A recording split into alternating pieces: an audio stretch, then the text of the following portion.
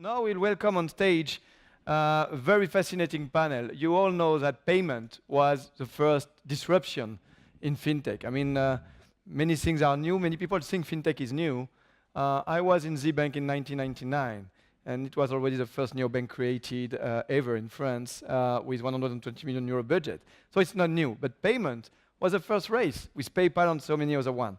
So when we see all that and all this fintech, the question is, can all these these old players cope with the pace of all these new players? So I'm very happy to welcome in a few seconds on stage Huss from Ingenico, Executive VP of Ingenico, Geer, CEO of iZettle, the European unicorn on payment we have, Gardner, CEO of Marqeta, I'm sure a future American unicorn on payment, and Gajda, a Senior VP Innovation and Partnership of a very small fintech company called Visa.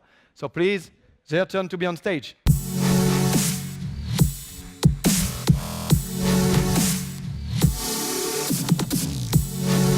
Hi. Please take a seat. Hi. Hi. Take a seat. I just keep this one for me. The rest, do what you want. So first I have to say that all these very nice speakers are very courageous because I never send them the question. So thank you very much. And if you don't like my question, come with your answer. We can play that later. First of all, I know very well who you are, but I think perhaps it's not the case of everybody there. We will do just a 2-minute each. Present what is your company, what you are doing, or the key figures. I'm not sure everybody needs for Visa, but do it, whatever. So please, Jason, first, and we do like that, 2 minutes each. Maximum, 1-2 minutes. Thank you, Laurent. Jason Gardner, founder and CEO of Marqeta. We're an open API for issuing and processing credit, debit, and prepaid cards. We have native integrations with the networks, including Visa, which means we are a core processor in that Visa's hardware sits inside of our data centers. And we're the first company of its kind to actually deliver a core processing solution via an open API, which gives companies, specifically in the B2B space, think of us as infrastructure or Intel inside, for them to build all kinds of products, whether they're physical plastic cards, could be contactless cards, tokenized cards, which could fit into a mobile wallet like Apple Pay, Android Pay, or Samsung Pay, or instantly issued cards that are virtual and then drop those into any one of the mobile wallets. We are natively issuing within the United States and Canada, and we'll be operating within Europe in the second half of the year with help from Visa and others. So excited to be here. Thank you. Hi, I'm Nicolas Huss. I work for Ingenico, and I'm in charge of what we call the retail business unit. So maybe most of you would know Ingenico for the terminal, the point of sales payment terminals where we are global leaders. But we also have a service activity which would represent 40+% of the revenues, where we do a lot of processing, acquiring with a lot of very different merchants, retailers, global online players, a lot of SMBs, small companies also. So that's what I do. I've joined Ingenico a few months ago, and prior to that I was with Visa for a few years. So probably last year I would have been on Bill's shoes, and I'm very happy to be on the other side. So I'm Jacob de Geer. I'm the founder and CEO of iZettle. iZettle is a sort of leading European and South Latin American commerce platform, specifically targeted for small businesses. We started off as a mobile payment solution back in 2010, expanded across 10 European markets, and today we have sort of more of a full service offering for small businesses to basically compete with the bigger companies out there, with everything from payments to working capital to analytics tools, etc. We're currently across 12 markets, or Europe, 10 markets, and Mexico and Brazil, and roughly 500 employees. Bill Gajda, I head up innovation and strategic partnerships for Visa for Europe and CEMEA. For us, that's a network of innovation centers globally, but here in Europe, our headquarters in London, a design center in Berlin, an office in Tel Aviv that focuses exclusively on fintech, engagement, and more recently, an incubator in Stockholm to focus on the Nordics. I'm actually really glad to be on stage because all of these companies and all of these people are very close partners of myself and Visa, including a former boss. And so this is a kind of a comfortable space for me. But when I look at this panel, Visa has either partnered with or invested in or both, all of these companies over the past 3 to 5 years as we think about our own fintech strategies. And so it's good to be here in Paris today. Thank you. So first, I have to mention that I had the idea of this panel thanks to Jacob. I'm traveling a lot to organize this forum, and more when I'm paying with my card, providing that the country accepts cards, which is not always clearly the case, even in Europe, but more and more I was paying on iZettle terminal. And of course, everybody knows iZettle for long, but really it's becoming mainstream. And I was thinking, hey, I'm French, and Ingenico is a big champion in France. I have a terminal in Ingenico for my company, which is nice, quite that size, nice. And I was going in cab in London, in Germany, and also in Brazil and so on, and I saw things like that. Very tiny, easy to use, quick to deploy, and I say, whoa, will they survive? We were the champion 20, 30, 40 years ago in payment because France invented the chip card and so on. Will we stay? So, and I met Jacob in Munich, and we had decided to do this David and Goliath stuff, which is more to say, okay, incumbent and new players. So David, give us a bit more information about what's the path you have been through in the last few years, and because you say you do plenty of services for SMEs, but what are these different services?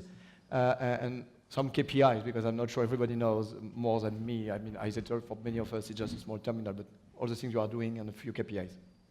No, but I think it was when we met in Germany, I think it was interesting to kind of gather a panel where, sort of call them incumbents or whatever you like, but historically there was some sort of an aversion between sort of the incumbents and companies like both Marqeta and probably Marqeta, but especially like companies like iZettle, because everybody saw each other as sort of tough competitors or potential competitors.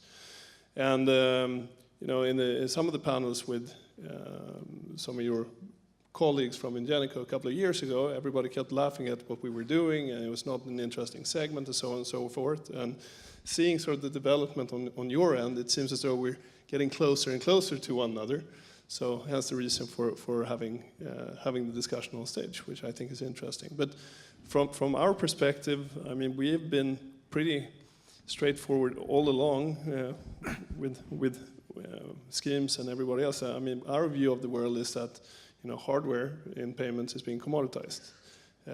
We've had that view basically since day one. So for us, terminals have never been sort of a big part of our business, apart from the fact that it's an enabler to take payments. But our entire view of sort of the payments product that we're bringing to market is that payments is the fantastic sort of backdoor to any merchant to leverage the true goal, which is data, on which we can then sort of develop nice services on top of, not neglecting the fact that payments will remain relevant. So everything that we do these days is obviously centered around payments, but more and more sort of creating the next generation of services that can actually help the small businesses of the world grow to the next level. And the reason why we find that important is that, the world is changing. So the backbone of any economy historically over the last 100 years has been the bigger companies. They've had all people employed and providing taxes to government, etc. And now that whole dynamic is changing. A lot of people are losing their jobs, moving to low-wage countries, for example. Robotization, artificial intelligence, etc. will kind of increase that process. And typically, across most markets, nobody really cares about sort of the backbone of society, which is actually the small business segment, 1 to 10 employees, 96% of all businesses, and 30 to 40% of the GDP in any given market. So our ambition is, and our mission is really to help these companies to grow and to be able to sort of not fight the big companies, but at least level the playing field. So that's how we go about it. Just because you said from the beginning, can you remind us when you created the company? Created the company back in 2010. 2010. So you are quite a big guy now, 8 years. Sorry? You are a big guy, 8 years. Exactly. Almost old. Some sort of twin, I guess. And at the beginning, it was only terminals.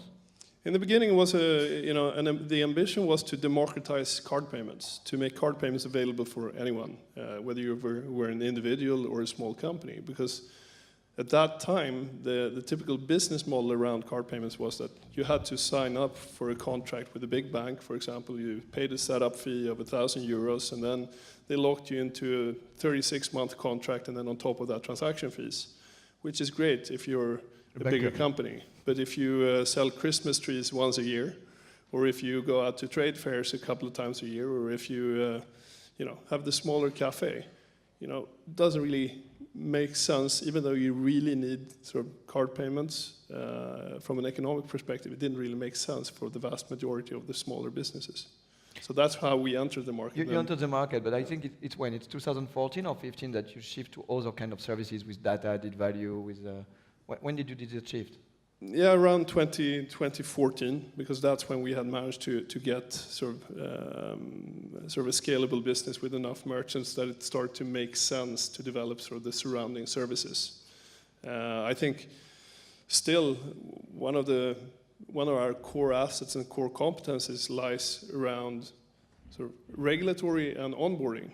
I mean, we onboard 1,000 small businesses per day become new customers with iZettle across our 12 geographies.